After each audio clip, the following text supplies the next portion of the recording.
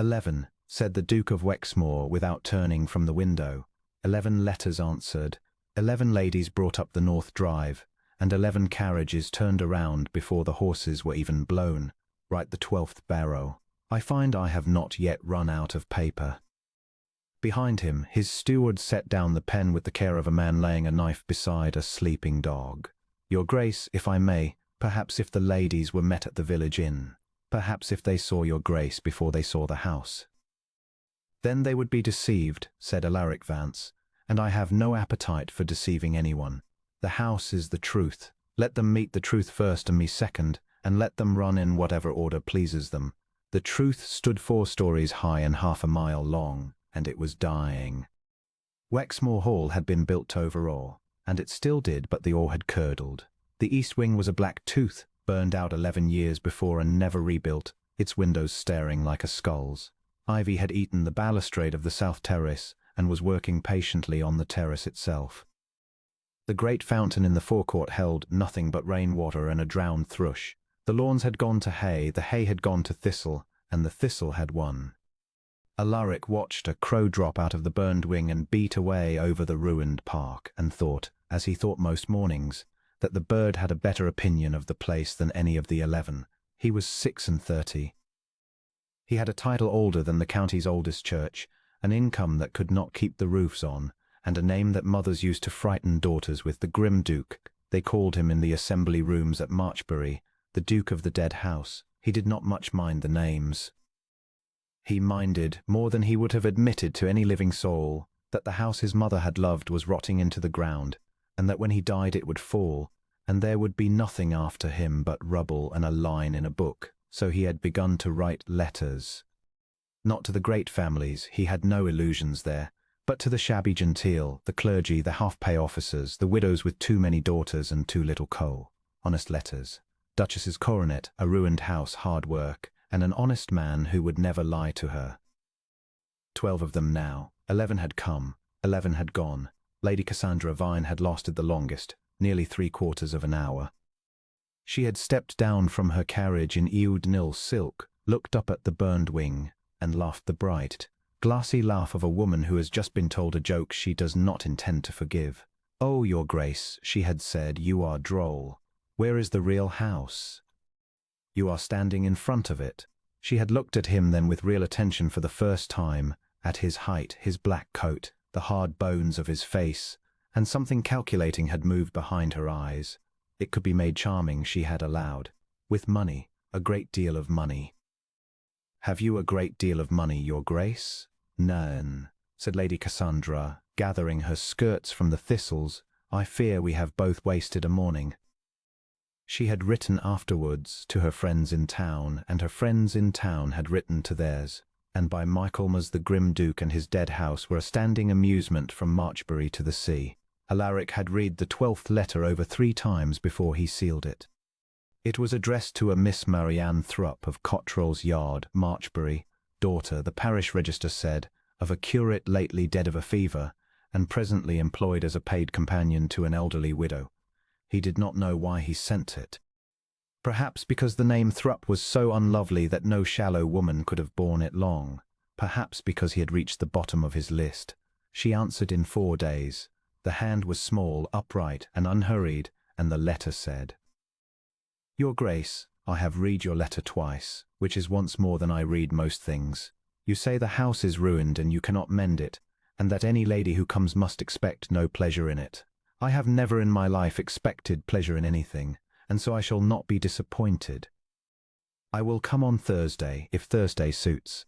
I am not handsome, and I am 28, and I have no fortune whatever, so you will not be deceived either. M. Thrupp." He read it, and then he laughed, a short, rusty sound that startled the dogs off the hearthrug, and he could not afterwards have said why. Thursday came grey and blowing.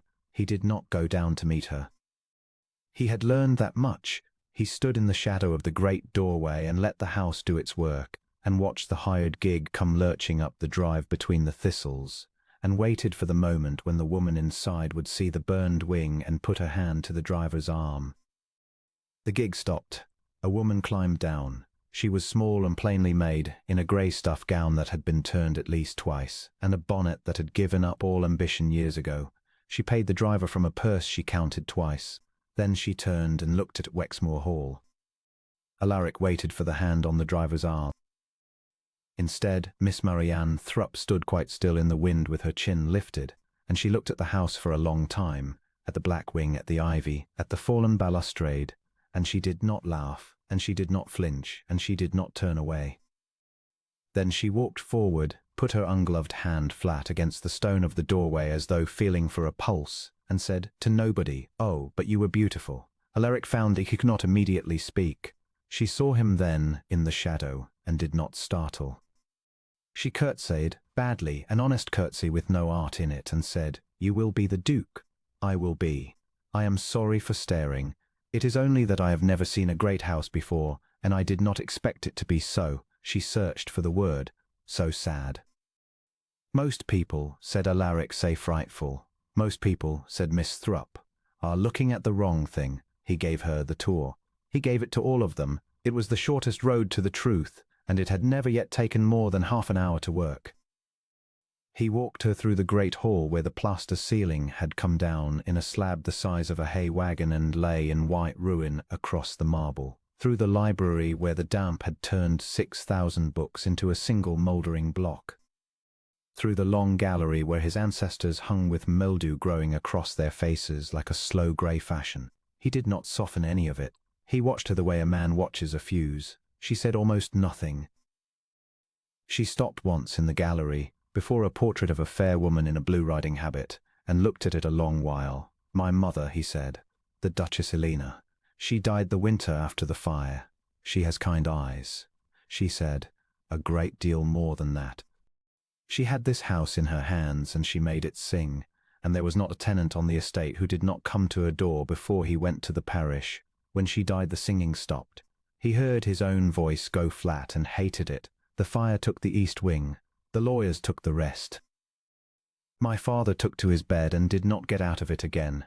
That is the whole history of Wexmoor, Miss Thrupp, and you have had it in under a minute, which is a mercy, because it is not worth more. She was quiet. Then she said, "You have not told me what you want." He stopped walking. "They all ask what I have," he said slowly. "Not one of them has asked what I want. Well, I am asking." Alaric Vance stood in his ruined gallery under the mildewed faces of his fathers, and told the truth to a curate's daughter in a turned grey gown. "I want the roof on the West Range before another winter, because the muniment room is under it, and there are 400 years of this county in there rotting to pulp. I want home farm drained, because the water is coming off the hill wrong, and it has been coming off wrong since my father's time, and it has taken 9 acres of good land into bog. I want Harker's cottage rebuilt, because his wife is coughing and it is the chimney. I want the mill wheel mended. I want the school opened again." He stopped. He had not said any of this aloud, ever, to anyone. "I want the east wing pulled down honestly, since it cannot be saved, and the stone used where stone is wanted, and I want to stop pretending it will be otherwise. And I want," he finished, "not to do all of it alone. That is what I want, Miss Thrupp. It is not a coronet and a carriage. It is 30 years of mud." Marianne Thrupp listened to all of it with her head a little on one side, like a bird considering a difficult worm. Then she said, "How many rooms are dry?" "I beg your pardon?" "Dry," she repeated patiently. "Not sound, dry. If a room is dry, it can be lived in, and if it can be lived in, it can be worked in, and if it can be worked in, you are not a man in a ruin. You are a man in a house that is mostly shut up. There is a great difference. Grandeur can wait. Dryness cannot." Alaric stared at her. "I have," he said, "no earthly idea." "Then that," said Miss Thrupp, taking off her dreadful bonnet and setting it down on a marble table that had not been dusted in a decade, "is where we shall begin. Have you a lantern? And might I have a pencil?" He did not know, later, at what precise moment he stopped conducting an interview and started following her. He only knew that at 7 o'clock that evening he was standing in a back passage of the West Range holding a lantern above his head, while the Duke of Wexmoor's 12th candidate knelt on the flags in her one good gown, pressing her palm to the wall and counting under her breath. "Dry," she said. "Dry, dry, that one weeps. Dry." She looked up at him, and her plain face in the lantern light was entirely lit from within. "Your Grace, you have 29 dry rooms. 29. Do you know what my father's whole living was? 4. And Alaric Vance, who had not been surprised by anything in 11 years, heard himself say, in a voice he barely recognized, "Stay to dinner." Dinner was cold mutton and bread in the small parlour, because the great dining room had a hole in its ceiling and the kitchens could no longer be relied upon to send anything up hot. Alaric apologized for it once and then, seeing her face, did not apologize again. "You keep saying you are sorry," Marianne observed, "as though I had been promised something else." "You were promised a duke." "I was promised the truth," she said, "and I have had a great deal of it, and it has been the most interesting day of my life." She stayed the night because it was dark and the gig was gone, and the housekeeper, Mrs. Pell, 71, deaf in one ear, and the last of 11 who had once served indoors, made up a bed in the blue room with an air of enormous event.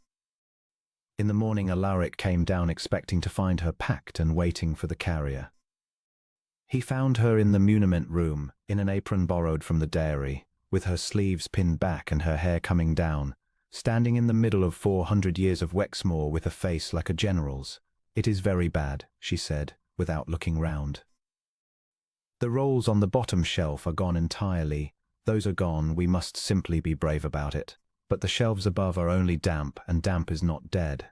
Damp wants air, and it wants to be turned. Your Grace, I need trestles.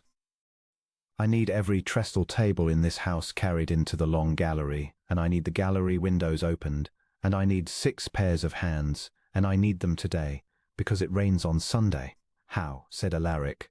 "Do you know it rains on Sunday?" "Because my knee tells me," said Miss Thrupp, "and my knee has never once been wrong, which is more than I can say for my late father's sermons. Trestles, please." He got her the trestles. He got her, over the following weeks, a great deal more than trestles. He told himself he was merely permitting an experiment. He told himself the woman would tire of it, that the plainest and stubbornest curate's daughter alive, by the second week of turning mouldering parchment in an unheated gallery, remember that there were warm parlours in the world and go and sit in one. He watched for it. He was a man who had learned to watch for the moment people left. She did not leave. She wrote to the widow in Marchbury and resigned her situation in 3 lines. She sent for her box, which contained 2 more grey gowns, a Bible, a wooden ruler, and a jar of her mother's blackberry preserve, which she gave to Mrs. Pell. She learned the names of every one of the 14 remaining servants within 4 days and their birthdays within a fortnight. She found the school building full of hay and had the hay sold, which paid for glazing. She went to Harker's cottage with a mason and came back with soot on her chin and a diagnosis. It was not that the chimney, it was the flue, and the flue was 2 shillings, not 2 pounds. And she asked questions. God in heaven, how she asked questions. Why did the water come off the hill wrong? Whose land was above it? What had the drainage cost in his grandfather's day? Where were the accounts? Why were there no accounts? Why did the muniment room contain the marriage settlement of a Vance who died in 1608, and not a single ledger from the last 20 years? Because, Alaric said at last, on an evening in November when the wind was pulling at the shutters and they sat on either side of the parlour fire with papers on their knees, my father did not keep them. He signed what Fenwick put in front of him and he did not read it, and when he was too ill to sign, Fenwick signed for him. And when Fenwick died, his son took the agency and he stopped. "And you did not read them either," said Marianne quite gently. "I was 23 and my mother was dead and the house was burning and I could not." He heard the crack in his own voice and closed his mouth on it, hard.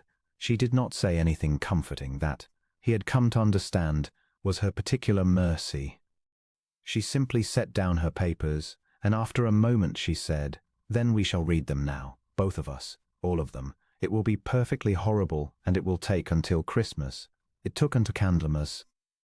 They sat in that parlour night after night, the 2 of them, with a single branch of candles between them because candles cost money, and they read 22 years of the Wexmoor agency.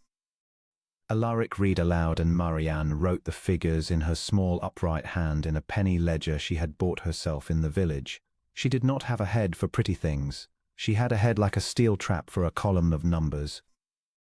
And somewhere in the middle of December, at 11 o'clock at night, with the ink freezing in the pot, she went very still and said, "Your Grace, what is Bymarsh? A tenancy. 60 acres, poor land, low rent. It has been let to the same family since before I was born." "It has been let," said Marianne slowly, "to Mr. Josiah Fenwick, agent, for £1.11 the year, and sublet by Mr. Josiah Fenwick, agent, to 11 separate tenants, at sums which I have now added twice, and which come to £240 the year." She looked up. Her face was white. "For 19 years, Your Grace, he has been farming you." Alaric sat absolutely still. Then he stood and walked to the window, and stood with his back to her for a long time, looking out at the black bulk of the burned wing against the frost-bright sky. £4,000, he said at last, and his voice was terrible and level. £4,000, while Harker's wife coughed, while the schools stood full of hay, while I wrote letters to strangers because I could not afford a wife. "4,560, said Marianne, "and I can prove every farthing, because he was too greedy to be careful and too certain to be afraid. He never dreamed you would look." She rose and came and stood beside him at the black window, and she did not touch him, but she was near enough that he could feel the small steady warmth of her. "Your Grace, look at me." He looked down at her. "You did not lose this house," she said. "It was taken. There is all the difference in the world, and you must let yourself have it, because a man who lost a thing goes on losing. A man who was robbed can go and get it back." Alaric Vance looked into the plain, tired, absolutely certain face of Marianne Thrupp, and something in his chest that had been locked for 11 years turned over with a sound like a bolt drawing. He did not kiss her. He was aware, sharp-lie, disastrously aware, that he wanted to, and that the wanting had not begun that night, but somewhere back in October, in a gallery full of mouldering parchment, when she had laughed at a Latin joke in a 1540s bailiff's role, and he had realized he was watching her mouth. He said instead, "Miss Thrupp, will you do me the very great honour of coming with me tomorrow to see my attorney?" And she said, "I have already ordered the gig." Fenwick's son fought for 11 months. He fought in the assize court at Marchbury, and he lost, and the county, which had laughed at the grim duke for a decade, came to watch a small woman in a grey gown produce, from a plain deal box, 19 years of subleases in Fenwick's own hand, cross-indexed and tabbed with strips of paper cut from the backs of her own letters. The judgment was £4,500 and costs. It was not a fortune. It would not have bought Lady Cassandra Vine a season in town, but it put the roof on the West Range before the winter, and it drained the home farm, and it mended the mill wheel, and it rebuilt Harker's cottage, and the four beside it, and it took down the east wing, honestly stone by stone, and used the stone to raise the school again on its old foundations, with a slate roof and 29 windows. Because Marianne said 29 was a number of great personal significance to her, and she would not be argued with, Alaric worked beside the masons. He had not done a day's physical labour in his life, and he did it now, in his shirt sleeves, in the rain, and slept like the dead, and woke at 5 and did it again. And every evening he came in filthy and ravenous to a small parlour where a woman with ink on her fingers looked up from a penny ledger and said something dry and devastating about the price of lime, and he found that he tested the word carefully, as one tests ice, happy. He did not ask her to marry him. He could not think how. Everything he had to offer, she had already built with her own hands, and it seemed to him a species of theft to now present it to her as a gift. So he said nothing, and the summer turned, and in June the letter came. Mrs. Pell brought it to him on the terrace, the repaired terrace, with the ivy gone and the balustrade whole and the fountain running clear for the first time since he was a boy. He broke the seal and read it standing, and Marianne, who was on her knees among the new roses, with her sleeves pinned back and a smudge of earth on her cheekbone, looked up and saw his face. "What is it?" "Lady Cassandra Vine," said Alaric, "understands that Wexmoor is much improved, and recollects our former acquaintance with the warmest pleasure, and finds that her engagements bring her into this county at the end of the month, and hopes she may be permitted to call." There was a silence. Marianne got up off her knees and brushed the earth from her gown slowly, and did not look at him. Then you must let her call, she said. I must do nothing of the kind, said Alaric. You must. Marianne pulled off her gardening gloves, finger by finger, with great attention. Because if you do not, your grace, you will spend the rest of your life being the man who was laughed at and refusing to be laughed at, and that is only another way of being laughed at forever. Let her come, let her see it, and then let her go, and be done. And where, he said, will you be, while she is seeing it? In the muniment room, said Marianne Thrupp, where I belong. And she walked away across the terrace, and Alaric stood with the letter in his hand and understood, with the sensation of a man missing a stair in the dark, that he had wounded her, and that he had been wounding her, quietly, for months, by the simple omission of a question. Lady Cassandra came at the end of June, and she did not come alone. She came with her brother and 2 friends and a maid, and she came in a barouche with the hood down so that she might be seen arriving, and half the county contrived, one way and another, to be on the Marchbury road that afternoon to see it. She was, Alaric thought as he watched her step down, still one of the handsomest women in England. She was also, he now saw with a clarity that astonished him, entirely empty as a beautiful jug on a shelf, and about as useful. Your Grace. She gave him a hand and her most brilliant smile and let her gaze travel up the front of the house, and he watched her count the new roof, the clean stone, the fountain, the new range where the black wing had been. But it is transformed. It is quite the loveliest thing in the county. Oh, and I am so ashamed you will not have forgiven me, I know, for that dreadful morning. I was a stupid girl. I saw a ruin and I did not see. She looked up at him from under her lashes, and her voice went soft and confiding. What was in it? No, Alaric agreed. You did not.